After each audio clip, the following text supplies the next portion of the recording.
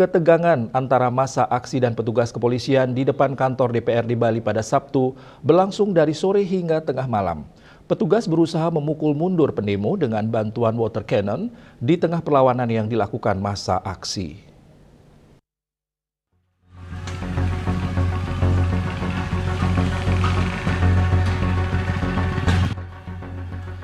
Sebagian pendemo yang sebelumnya melakukan aksi di depan Polda Bali bergerak menuju kantor DPRD Bali pada Sabtu sore dan melakukan tindakan anarkis.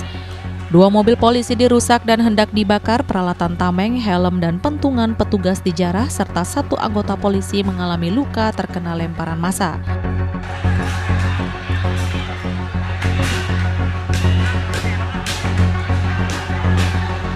Pada saat kejadian, petugas polisi belum berada di lokasi, hanya terlihat beberapa petugas dari TNI yang berjaga di balik pagar gedung DPRD Bali.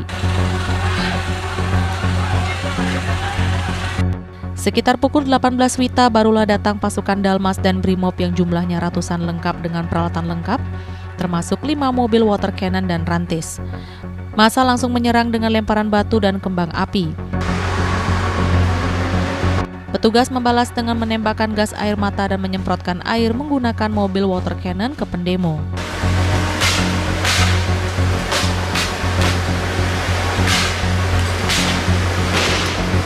Selain itu, anggota operasional atau opsnal yang jumlahnya puluhan langsung bergerak menangkap satu persatu pendemo dan langsung dibawa masuk ke kantor DPRD.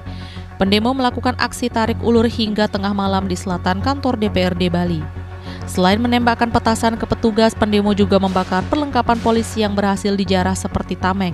Selain itu, massa juga membakar ban yang diduga sudah disiapkan sebelum aksi.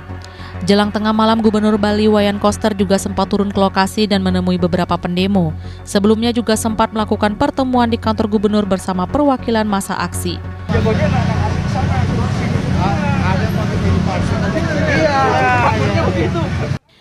Ari Wiratmaja dan Andika, Bali TV.